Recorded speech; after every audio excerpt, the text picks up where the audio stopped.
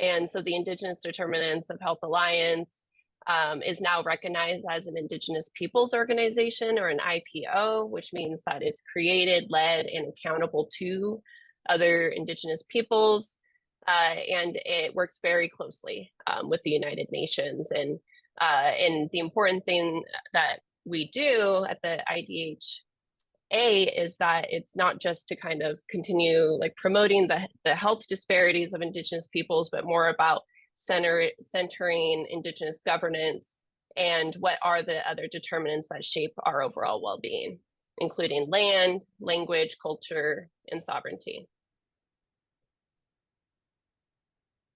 And in 2023, the IDHA conducted its first foundational study, which identified 32 different factors that play into, or like determinants of health, the Indigenous determinants of health, and they categorized them into these 3 themes here. And so the intergenerational holistic healing, ranging from the youth all the way to elders, and also our ancestors to our future generations. The health of Mother Earth is right there, set in the middle. You know, everything kind of revolves around her and the resources that she provides for us. And then also working towards decolonizing and re-indigenizing culture, right? What do we have to unlearn? What do we have to undo? How do we think things about, how do we do things differently? Because things nowadays aren't just quite working. And so the study gave language and legitimacy to what many Indigenous communities already knew, in the sense that health can't be separated from land, culture, and governance. And, you know, in 2024, the following year, the IDHA received feedback from the United Nations, from the Permanent Forum, stating, okay, we laid down the groundwork, we have the language, we have the framework. Now, how do we go about operationalizing this and trying to promote structural change? And so then this study, there were some hard questions being asked, in the sense of who holds power, who defines what success looks like, who has ownership over certain things, and how are things ran, who's taking care of the land. And all of this was kind of done to try to advance it from more of like a theory to like, how do we operationalize this and shift this conversation from describing, you know, the realities and the health systems that Native people adhere to and try to live by, to like, how do we change systems and the systems that are impacting them.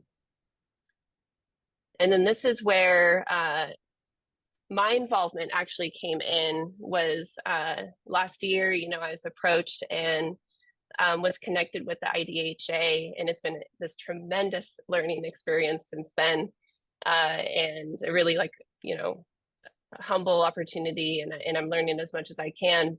But ultimately, we wanted to, with the Permanent Forum's input, to try to continue the work towards trying to make change and structural change, but then also, how do we hold systems accountable? And so we kind of put our heads together, and we were thinking about, you know, how do we best do this and most strategically go about this? And we are honestly still putting our heads together and trying to figure out this currently. But at the time, you know, one thing that we really thought would be useful is to create a instrument in which we would generate like scorecards or evaluation tools, so that way we could assess how well institutions honor the Indigenous determinants of health, but then also the rights rooted in INDRIP. So we published this report this past year, and worked with Indigenous peoples from all across the world. And so we developed metrics to track whether institutions are, for instance, like halting the imposition of non-Indigenous environmental models that are perpetuating harm or violence against Indigenous communities. And so we developed this 20 items scoring system And for each of those, we developed this rubric here, the scoring system of going from high all the way to very low. And we give a point system, and based on how many points they have in total, identifies like how their adherence is to identifying and recognizing the indigenous determinants of health. And as I'm wrapping up, I just wanted to highlight, a concrete example of things that are happening because of the global advocacy work and because of the Indigenous Health Alliance and our partnerships and the Permanent Forum. And in May of this year, the World Health Organization released its report on a landmark document on the social determinants of health equity, in which for the first time formally recognized indigeneity as a social determinant of health. And this was a huge advancement in public health efforts. And I think it reflects the strong and persistent advocacy of Indigenous peoples and the organizations from all around the world, and illustrates that institutions are better understanding what Indigenous health means and well-being means, and acknowledging that Native people have always known that health is closely connected to land and culture, histories, and basic human rights. And so lastly, looking forward, given the opportunities through the Chef Fellowship, I have been continuously working with other Indigenous leaders from across different organizations, areas, and I am hoping to develop a more strategic way to engage multiple people, key players, right? Because we're all in this together at the end of the day.